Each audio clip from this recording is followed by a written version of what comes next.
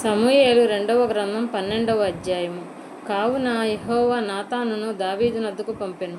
అతడు వచ్చి దావీదుతో ఇట్లనెను, ఒకానొక పట్టణమందు ఇద్దరు మనుషులు ఉండిరి. ఒకడు ఐశ్వర్యవంతుడు, ఒకడు దరిద్రుడు. ఐశ్వర్యవంతునికి విస్తారమైన గొర్రెలను గొడ్లను కలిగి ఉండెను. అయితే ఆ దరిద్రునికి తాను కనుక్కొనిన ఒక చిన్న ఆడు గొర్రె పిల్ల తప్ప ఏమీయూ లేకపోయెను. వాడు దానిని పెంచుకొనుచుండగా అది వాని యొద్దను వాని బిడ్డల యొద్దను ఉండి పెరిగి వాని చేతి ముద్దలను తినుచు వాని గిన్నెలోనిది త్రాగుచు వాని కౌగిట పండుకొనుచు వానికి కుమార్తె వలె ఉండెను. అట్లుండగా మార్గస్థుడు ఒకడు ఐశ్వర్యవంతుని యొద్దకు వచ్చెను. అతడు తన యొద్దకు వచ్చిన మార్గస్థునికి ఆయత్తము చేయుటకు తన గొర్రెలలోని గాడగొడ్లలో గాని దేనిని ముట్టనొల్లక ఆ దరిద్రుని గొర్రెపిల్లను పట్టుకొని తన యొద్దకు వచ్చిన వానికి ఆయత్తము చేసెను. దావీదు ఈ మాట విని ఆ మనుషుని మీద బహుగా కోపించుకొని, యెహోవా జీవము తోడు, నిశ్చయముగా ఈ కార్యము చేసిన వాడు మరణపాత్రుడు. వాడు కనికరము లేక ఈ కార్యము చేసెను గనుక ఆ గొర్రెపిల్లకు ప్రతిగా 4 గొర్రెపిల్లలను ఇయ్యవలెనని నాతానుతో అనెను. నాతాను దావీదును చూచి, ఆ మనుష్యుడవు నీవే. ఇశ్రాయేలీయుల దేవుడైన యెహోవా సెలవిచ్చున్నది ఏమనగా, ఇశ్రాయేలీయుల మీద నేను నిన్ను రాజుగా పట్టాభిషేకము చేసి సౌలు చేతిలో నుండి నిన్ను విడిపించి నీ యజమానుని నగరిని నీకు అనుగ్రహించి నీ యజమానుని స్త్రీలను నీ కౌగిట చేర్చి ఇశ్రాయేలు వారిని యూదా వారిని నీకు అప్పగించితిని. ఇది చాలదని నీవు అనుకొనిన యెడల నేను మరి ఎక్కువగా నీకు ఇచ్చి ఉందును. నీవు యెహోవా మాటను తృణీకరించి ఆయన దృష్టికి చెడుతనము చేసితివేమి? హిత్తీయుడగు ఊరియా కత్తి చేత చంపించి అతని భార్యను నీకు భార్యగా ఎగునట్లు నీవు పట్టుకొని ఉన్నావు. అమ్మోనీయుల చేత నీవు అతన్ని చంపించితివి కదా. నీవు నన్ను లక్ష్యము చేయక హిత్తీయుడగు ఊరియా భార్యను నీకు భార్యగా ఎగునట్లు తీసుకొనినందున నీ ఇంటి వారికి నీ సదాకాలము యుద్ధము కలుగును.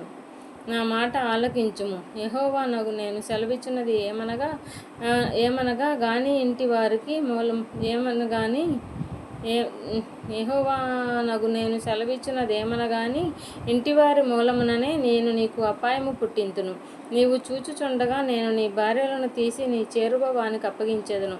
పగటి అందు వాడు వారితో శయనించును. నీవు ఈ కార్యము రహస్యముగా చేసితివి గాని ఇశ్రాయేలీయులందరూ చూచుచుండగా పగటి అందే నేను చేసిన దానిని చేయింతును అనెను. నేను పాపము చేసితినని దావీదు నాతానుతో అనగా, నాతాను నీవు చావకుండునట్లు యెహోవా నీ పాపమును పరిహరించెను. అయితే ఈ కార్యము వలన యెహోవాను దూషించుటకు ఆయన శత్రువులకు నీవు గొప్ప హేతువు కలుగజేసితివి. కనుక నీకు పుట్టిన బిడ్డ నిశ్చయముగా చచ్చునని దావీదుతో చెప్పి తన ఇంటికి వెళ్ళెను. యెహోవా ఊరియా భార్య దావీదునకు కనిన బిడ్డను మొత్తినందున అది బహు జబ్బు పడెను. దావీదు ఉపవాసముండి లోపలికి పోయి రాత్రి అంతయు నేలపడి ఉండి బిడ్డ కొరకు దేవుని బతిమాలగా ఇంటిలో ఎన్నిక అయిన వారు లేచి అతనిని నేల నుండి లేవనెత్తుటకు వచ్చిరి. కానీ అతడు సమ్మతింపక వారితో కూడా భోజనము చేయకై ఉండెను. 7వ దినమున బిడ్డ చావగా బిడ్డ ప్రాణముతో ఉండగా మేము అతనితో మాటలాడినప్పుడు అతడు మా మాటలు వినకై ఉండెను. ఇప్పుడు బిడ్డ చనిపోయినని మనము అతనితో చెప్పిన యెడల తనకు తాను హాని చేసుకొనునేమో అనుకొని దావీదు సేవకులు బిడ్డ చనిపోయినని సంగతి అతనితో చెప్పవెరచిరి.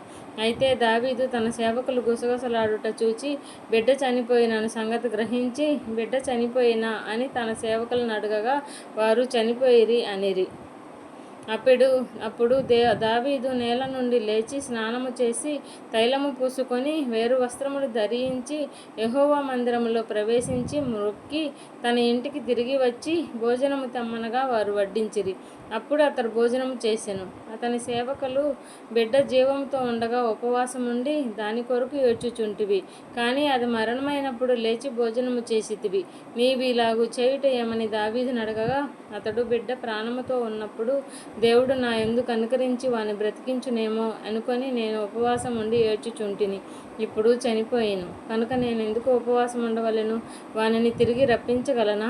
నేను వాని యొద్దకు పోవుదును గాని వాడు నా యొద్దకు మరలా రాడని వారితో చెప్పెను. తరువాత దావీదు తన భార్య అయిన బత్షెబను ఓదార్చి ఆమె యొద్దకు పోయి ఆమెను కూడగా మరి ఒక కుమారుని కనెను. దావీదు అతనికి సాలోమోను అని పేరు పెట్టెను. యెహోవా అతనిని ప్రేమించి నాతాను అని ప్రవక్తను పంపగా అతడు యెహోవా ఆజ్ఞను బట్టి యెదిద్యా అని అతనికి పేరు పెట్టెను. యోవాబు రబ్బా అను అమ్మోనీయుల పట్టణము మీద యుద్ధము చేసి రాజనగరిని పట్టుకొనెను. దావీదు నొద్దకు అతడు దూతలను పంపి, నేను రబ్బా మీద యుద్ధము చేసి జలముల మీది పట్టణమును పట్టుకొంటిని. నేను పట్టణమును పట్టుకొని నా పేరు దానికి పెట్టకుండునట్లు మిగిలిన దండువారిని సమకూర్చి నీవు పట్టణమును పట్టుకొనవలెనని వర్తమానము చేయగా, దావీదు యోధులను సమకూర్చి రబ్బాకు వచ్చి దాని మీద యుద్ధము చేసి దానిని పట్టుకొని వారి రాజు కిరీటమును అతని తల మీద నుండి తీయించగా అది దావీదు తల మీద పెట్టబడెను. అది విలువగల రత్నములు చెక్కినదై 2 బంగారు మనుగులంత ఎత్తు ఉండెను. మరియు అతడు పట్టణంలో నుండి బహు విస్తారమైన దోపు సొమ్ము పట్టుకొని పోయెను. పట్టణంలో ఉన్నవారిని బయటికి తెప్పించి రంపముల చేతను పదును గల ఇనుప పనిముట్ల చేతను ఇనుప గొడ్డనుల చేతను వారిని తుత్తునీయులుగా చేయించి వారిని ఇటుక ఆవములో వేసెను. అమ్మోనీయుల పట్టణములన్నిటికీ అతడు ఇలాగూ చేసెను. ఆ తర్వాత దావీదును జనులందరూ తిరిగి యెరూషలేమునకు వచ్చిరి. 13వ అధ్యాయము. తర్వాత దావీదు కుమారుడగు అబ్షాలోమునకు తామారును ఒక సుందరవతియగు సహోదరి ఉండగా దావీదు కుమారుడగు అమ్నోను ఆమెను మోహించెను. తామారు కన్యయైనందున ఆమెకు ఏమి చేయవలెనన్నను దుర్లభమని అమ్నోను గ్రహించి చింతాక్రాంతుడై తన చెల్లెలైన తామారును బట్టి చిక్కిపోయెను. అమ్నోనునకు మిత్రుడొకడుండెను. అతడు దావీదు సహోదరుడైన షిమ్యా కుమారుడు. అతని పేరు యోహోనాదాబు. ఈ యోహోనాదాబు బహు కపటము గలవాడు. అతడు రాజకుమారుడువైన నీవు నానాటికి చిక్కిపోవుటకు హేతువేమి? సంగతి నాకు తెలియచెప్పవా అని అమ్నోనుతో అనగా, అమ్నోను, నా తమ్ముడగు అబ్షాలోము సహోదరి అయిన తామారును నేను మోహించి ఉన్నాను అని అతనితో అనెను. యోహోనాదాబు, నీవు రోగువైనట్టు వేషము వేసుకొని నీ మంచము మీద పండుకొని ఉండుము. నీ తండ్రి నిన్ను చూటకు వచ్చినప్పుడు నీవు నా చెల్లెలైన తామారు చేత సిద్ధపరచబడిన భోజనము నేను భుజించినట్లు ఆమె వచ్చి నేను చూచుచుండగా దానిని సిద్ధము చేసి నాకు పెట్టునట్లు సెలవిమ్మని అడుగుమని అతనికి బోధింపగా అమ్నోను పడక మీద పండుకొనెను.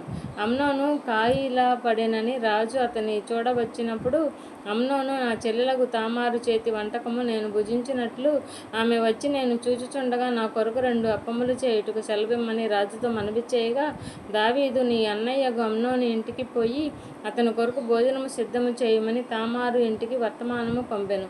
కాబట్టి తామారు తన అన్నయ్యగు అమ్నోను ఇంటికి పోయెను. అతడు పండుకొని ఉండగా ఆమె పిండి తీసుకొని కలిపి అతని ఎదుట అప్పములు చేసి వాటిని కాల్చి బొరుసు పట్టుకొని అతనికి వడ్డింపగా అతడు నాకు వద్దని చెప్పి ఉన్నవారందరూ నా యుద్ధ నుండి అవతలకు పోండి అనెను. వారందరూ బయటికి పోయిన తరువాత అమ్నోను, నీ చేతి వంటకము నేను భుజించినట్లు దానిని నా గదిలోకి తెమ్మనగా తామారు తాను చేసిన అప్పములను తీసుకొని గదిలోపలనున్న తన అన్నయ్యగు అమ్నోను నొద్దకు చేరెను. అయితే అతడు భుజింపవలెనని ఆమె వాటిని తీసుకొచ్చినప్పుడు అతడు ఆమెను పట్టుకొని, నా చెల్లి, రమ్ము, నాతో శయనించుము అని చెప్పగా ఆమె, నా అన్న, నన్ను వదులు, నన్ను అవమానపరచకు, ఇలాగు చేయుట ఇశ్రాయేలీయులకు తగదు, ఇట్టి జార కార్యము నీవు చేయవద్దు, నా యవమానము నేనెక్కడ దాచుకొందును?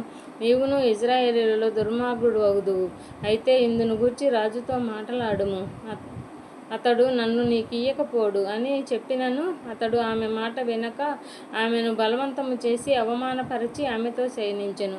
అమ్నోను ఇలాగూ చేసిన తరువాత ఆమె ఎడల అత్యధికమైన ద్వేషము పుట్టి అది వరకు ఆమెను ప్రేమించినంతకంటే అతడు మరీ ఎక్కువగా ఆమెను ద్వేషించి లేచిపోమ్మని ఆమెతో చెప్పగా ఆమె, నన్ను బయటకు తోసివేయుట వలన నాకు నీవిప్పుడు చేసిన కీడు కంటే మరీ ఎక్కువ కీడు చేయకుమని చెప్పినను అతడు ఆమె మాట వినక తన పనివారిలో ఒకరిని పిలిచి దీనిని నా యొద్ద నుండి వెళ్ళగొట్టి తలుపు గడియ వేయమని చెప్పెను. కన్యకలైన రాజకుమార్తెలు వివిధ వర్ణము గల చీరలు ధరించువారు ఆమె అట్టి చీర ఒకటి ధరించి ఉండెను. పనివాడు ఆమెను బయటికి వెళ్ళగొట్టి మరలా రాకుండానట్లు తలుపు గడియ వేసెను. అప్పుడు తామారు నెత్తి మీద బుగ్గి పోసుకొని తాను కట్టుకొనిన వివిధ వర్ణము గల చీరను చింపి నెత్తి మీద చెయ్యి పెట్టుకొని ఏడ్చుచూ పోగా ఆమె అన్నయ్యగు అబ్షాలోము ఆమెను చూచి, నీ అన్నయ్యగు అమ్నోను నిన్ను కూడినాడు గదా, నా చెల్లి, నీవు ఊరకుండుము, అతడు నీ అన్నే గదా, ఇందును గూర్చి చింత పడవద్దు అనెను. కావున తామారు చెరపబడినదై తన అన్నయ్యగు అబ్షాలోము ఎంట నుండెను. ఈ సంగతి రాజుకు దావీదునకు వినబడినప్పుడు అతడు బహురౌద్రము తెచ్చుకొనెను. అబ్షాలోము తన అన్నగు అమ్నోనుతో మంచి చెడ్డలేమియూ మాటలాడక ఊరుకుండెను. కానీ తన సహోదరి అగు తామారును బలవంతము చేసినందుకై అతని మీద పగ ఉంచెను. 2 సంవత్సరముల తర్వాత ఎఫ్రాయిమునకు సమీపమందుండు బయల్దాసోరులు అబ్షాలోము గొర్రెల బొచ్చు కత్తిరించు కాలము రాగా అబ్షాలోము రాజకుమారులందరినీ విందునకు పిలిచెను. అబ్షాలోము రాజునొద్దకు వచ్చి, చిత్తగించుము, నీ దాసుడనైన నాకు గొర్రెబొచ్చు కత్తిరించు కాలము వచ్చెను. రాజువైన నీవును నీ సేవకులను విందునకు రావలెనని నీ దాసుడనైన నేను కోరుచున్నానని మనవి చేయగా, రాజు, నా కుమారుడా, మమ్మను పిలవొద్దు, మేము నీకు అధిక భారముగా ఉందుము, మేమందరము రాతగదని చెప్పినను అబ్షాలోము రాజును బలవంతము చేసెను. అయితే దావీదు వెళ్ళనొల్లక అబ్షాలోమును దీవింపి పంపగా, అబ్షాలోము, నీవు రాకపోయిన ఎడల నా అన్నయ్యగు అమ్నోను మాతో కూడా వచ్చినట్టు సెలవిమ్మని రాజుతో మనవి చేసెను. అతడు నీ యొద్దకు ఎందుకు రావాలని రాజు అడగగా, అబ్షాలోము అతని బతిమాలినందున రాజు అమ్నోనును తన కుమారులందరూ అతని యొద్దకు పోవచ్చని సెలవిచ్చెను.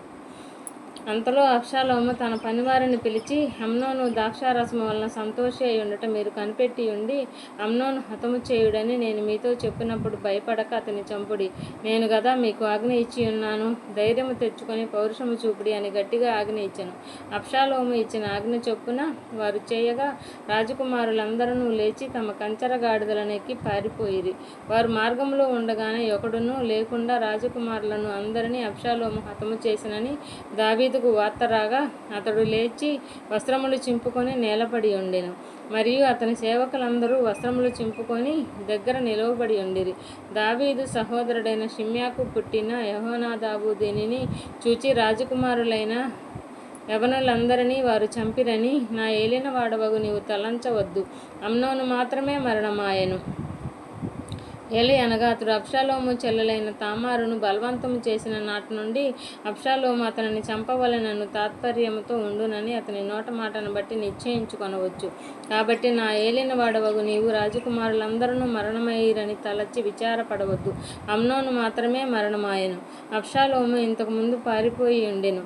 కావలి ఉన్న పనివాడు ఎదురుచూచున్నప్పుడు తన వెనుక కొండ పక్కనున్న మార్గమున వచ్చుచున్న అనేక జనులు కనపడిరి.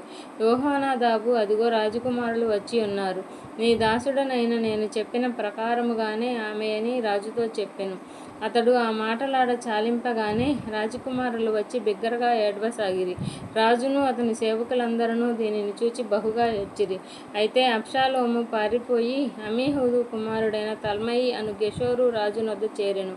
దావీదు అనుదినమున తన కుమారుని కొరకు అంగలార్చుచుండెను.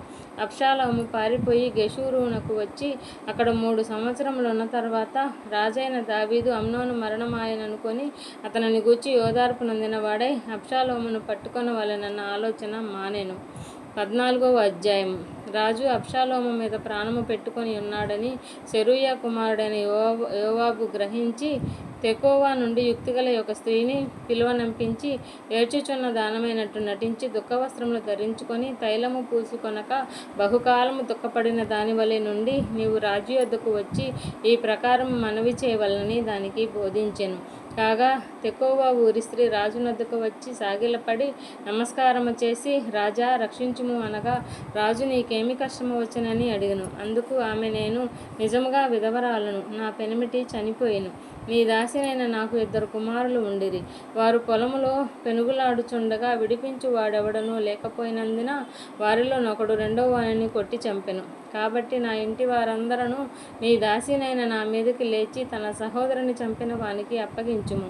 తన సహోదరుని ప్రాణము తీసినందుకై మేము వానిని చంపి హక్కుదారుని నాశనము చేతుము అనుచున్నాము. ఇలాగున వారు నా పెనిమిటికి భూమి మీద పేరైనను శేషమైనను లేకుండా మిగిలిన నిప్పురవ్వను ఆర్పివేయబోచున్నారు వచ్చుచున్నారని రాజుతో చెప్పగా, రాజు, నీవు నీ ఇంటికి పొమ్ము, నిన్ను గురించి ఆజ్ఞ ఇత్తునని ఆమెతో చెప్పెను.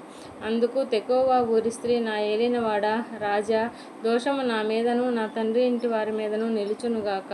రాజు సింహాసనమునకును దోషము తగులుకుండుగాక అని రాజుతో అనగా, రాజు, ఎవడైనను దీనిని గూర్చి నిన్నేమైనా అనిన ఎడల వానిని నా యొద్దకు తోడుకొని రమ్ము, వాడి కను నిన్ను ముట్టక ఉండునని ఆమెతో చెప్పెను. అప్పుడు ఆమె, రాజు అయిన నీవు నీ దేవుడైన యెహోవాను స్మరించి హత్యకు ప్రతిహత్య చేయువారు నా కుమారుని నశింపజేయకుండా ఇకను నాశనము చేయుట మాన్పించుమని మనవి చేయగా, రాజు, యెహోవా జీవము తోడు, నీ కుమారుని తల వెంట్రుకలలో ఒకటైనను నేల రాలకుండెను అనెను. అప్పుడు ఆ స్త్రీ, ఏలినవాడవగు నీతో ఇంకొక మాట చెప్పుకొనుటకు నీ దాసినగు నాకు దయచేసి సెలవిమ్మని మనవి చేయగా, రాజు చెప్పమనెను. అందుకు ఆ స్త్రీ, దేవుని జనులైన వారికి విరోధముగా నీవెందుకు దీనిని తలపెట్టి ఉన్నావు? రాజు ఆ మాట సెలవిచ్చుట చేత తాను వెళ్ళగొట్టిన తన వాణి రానియ్యక తానే దోషి అగుచున్నాడు. మనమందరమును చనిపోదుము గదా, నేలను వణికిన మీదట మరలా ఎత్తలేని నీటి వలె ఉన్నాము. దేవుడు ప్రాణము తీయక తోలివేయబడినవాడు తనకు దూరస్థుడు కాక ఉండుటకు సాధనములు కల్పించుచున్నాడు. జనులు నన్ను భయపెట్టిరి కనుక నేను దీనిని గూర్చి నా ఏలినవాడవగు నీతో మాటలాడవచ్చితిని. కాబట్టి నీ దాసురాలనగు నేను, రాజు తన దాసినగు నా మనవి చొప్పున చేయునేమో.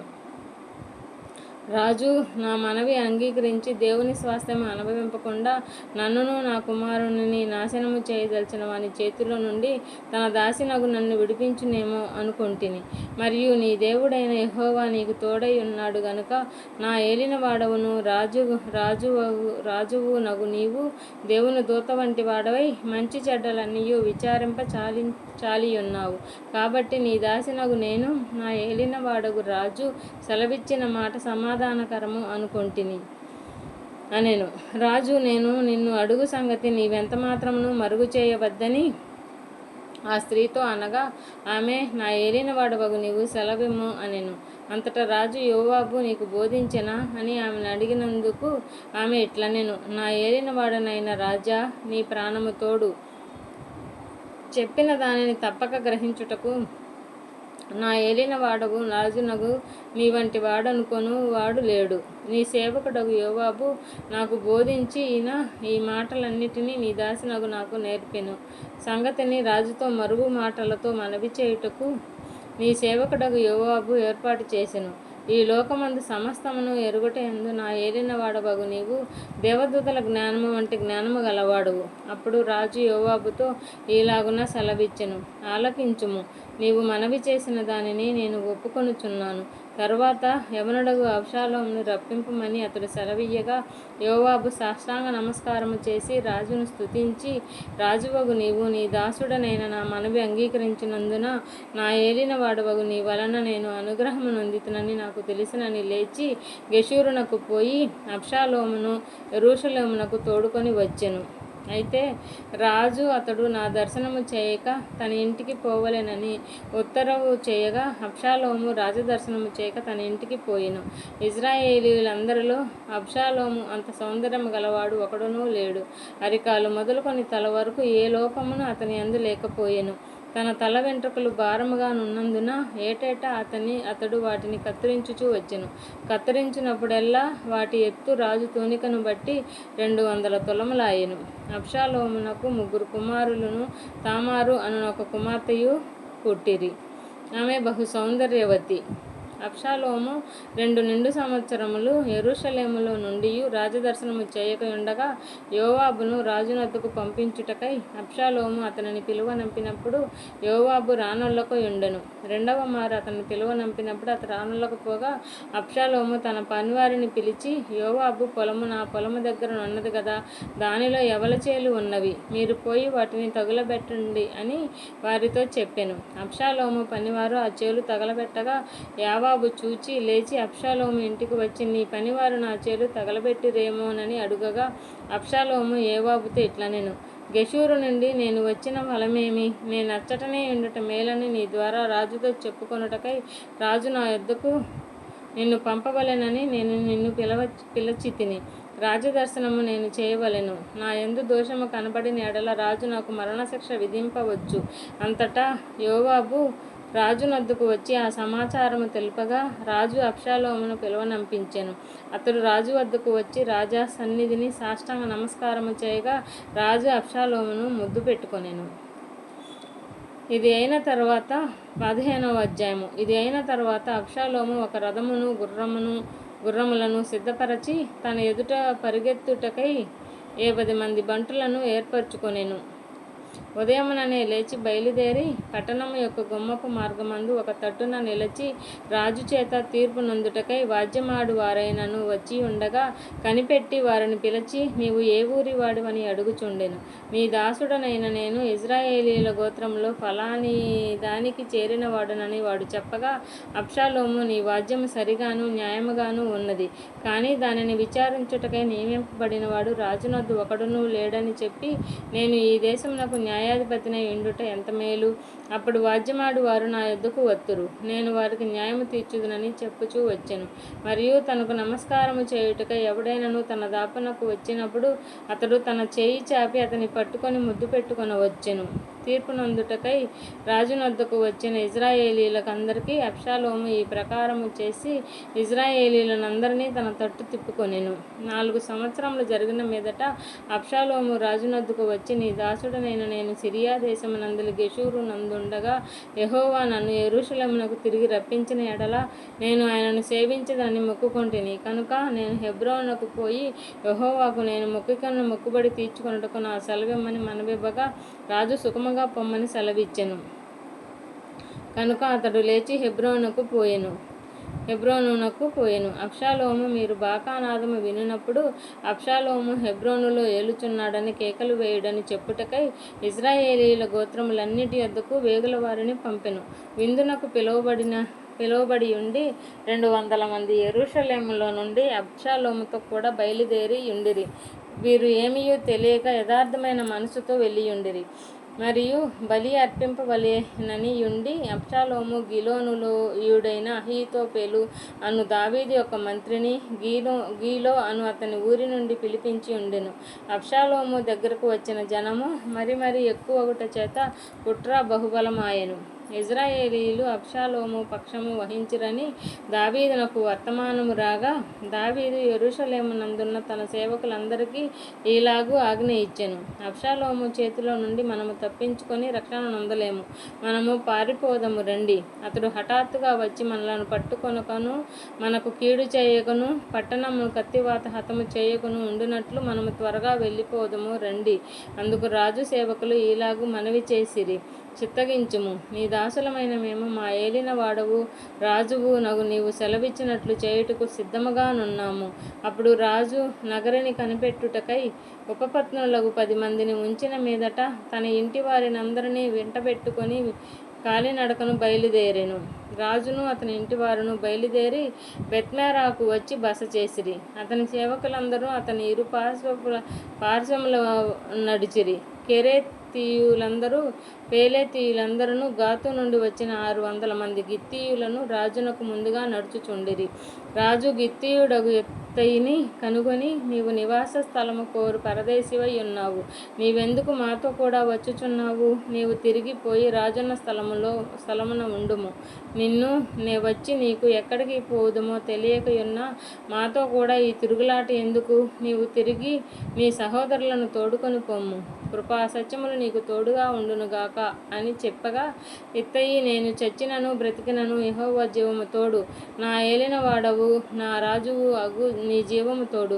ఏ స్థలమందు నా ఏలిన వాడవును రాజువును నీ ఉందువో ఆ స్థలమందే నీ దాసుడనైన నేనుందునని రాజుతో మనవి చేసెను. అందుకు దావీదు, అలాగైతే నీవు రావచ్చునని ఇత్తయితో సెలవిచ్చెను. కనుక గిత్తీయుడగు ఇత్తయిను అతని వారందరూ అతని కుటుంబీకులందరూ సాగిపోయిరి. వారు సాగిపోవచ్చు ఉండగా జనులందరూ బహుగా ఏడ్చుచుండిరి. ఈ ప్రకారము వారందరూ రాజుతో కూడా కిద్రోను వాగు దాటి అరణ్య మార్గమున ప్రయాణమై వెళ్ళిపోయిరి. సాదోకును లేవీయులందరూ దేవుని నిబంధన మందసమును మోయిచు అతని యొద్ద ఉండిరి. వారు దేవుని మందసమును దింపగా అబ్యాతారు వచ్చి పట్టణములో నుండి జనులందరూ దాటిపో వరకు నిలిచెను. అప్పుడు రాజు సాదోకును పిలిచి, దేవుని మందసమును పట్టణములోనికి తిరిగి తీసుకొని పొమ్ము. యెహోవా దృష్టికి నేను అనుగ్రహము పొందిన ఎడల ఆయన నన్ను తిరిగి రప్పించి దానిని తన నివాస స్థానమునకు నాకు చూపించును. నీ యందు నాకు ఇష్టము లేదని ఆయన సెలవిచ్చిన ఎడల ఆయన చిత్తము నీ దృష్టికి అనుకూలమైనట్టు నా ఎడల జరిగించుమని నేను చెప్పుదునని పలికి యాజకుడైన సాదోకుతో ఇట్లనెను. సాదోకు, నీవు దీర్ఘదర్శివి కావా? శుభమంది నీవును నీ కుమారుడగు అహిమయస్సును అబ్యాతారునకు పుట్టిన యోనాతాను అను మీ ఇద్దరు కుమారులను పట్టణమునకు పోవలెను. ఆలకించుము. మీ యొద్ద నుండి నా రూఢి అయిన వర్తమానము వచ్చే వరకు నేను అరణ్యమందల రేవుల దగ్గర నిలిచి ఉందును. కాబట్టి సాదోకును అబ్యాతారును దేవుని మందసమును యెరూషలేమునకు తిరిగి తీసుకొని పోయి అక్కడ నిలిచిరి. అయితే దావీదు ఒలీవ చెట్ల కొండ ఎక్కుచూ ఏడ్చుచూ తల కప్పుకొని పాదరక్షలు లేకుండా కాలినడకను వెళ్ళెను. అతని యొద్దనున్న జనులందరూ తలలు కప్పుకొని ఏడ్చుచూ కొండ ఎక్కిరి. అంతలో ఒకడు వచ్చి, అబ్షాలోము చేసిన కుట్రలో అహీతోపేలు చేరియున్నాడని దావీదునకు తెలియచేయగా, దావీదు యెహోవా అహీతోపేలు యొక్క ఆలోచనను చెడగొట్టుమని ప్రార్థన చేసెను. దేవుని ఆరాధించు స్థలం ఒకటి ఆ కొండ మీద ఉండెను. వారు అచ్చటికి రాగా అర్కీయుడైన హూషై పై వస్త్రములు చింపుకొని తల మీద ధూళి పోసుకొని వచ్చి రాజును దర్శనము చేసెను. రాజు, నీవు నాతో కూడా వచ్చిన ఎడల నాకు భారముగా ఉందువు. నీవు పట్టణమునకు తిరిగిపోయి, రాజా, ఇంతవరకు నీ తండ్రికి నేను సేవ చేసినట్లు ఇకను నీకు సేవ చేసేదనని అబ్షాలోముతో చెప్పిన ఎడల నీవు నా పక్షపు వాడవై ఉండి అహీతోపేలు యొక్క ఆలోచనను చెడగొట్టగలవు. అక్కడ యాజకులైన సాదోకును అబ్యాతారును నీకు సహాయకులుగా నుందురు. కాబట్టి రాజనగరి యందు ఏదైనాను జరుగుట నీకు వినబడిన ఎడల యాజకుడైన సాదోకుతోనూ అబ్యాతారుతోనూ దాన్ని చెప్పవలెను. సాదోకు కుమారుడైన అహిమయస్సు, అబ్యాతారు కుమారుడైన యోనాతాను అను వారి ఇద్దరు కుమారులు అచ్చటనున్నారు. నీకు వినబడినదంతయు వారి చేత నా యొద్దకు వర్తమానము చేయమని చెప్పి అతనిని పంపివేసెను. దావీదు స్నేహితుడైన హూషై పట్టణమునకు వచ్చుచుండగా అబ్షాలోమును యెరూషలేము చేరెను.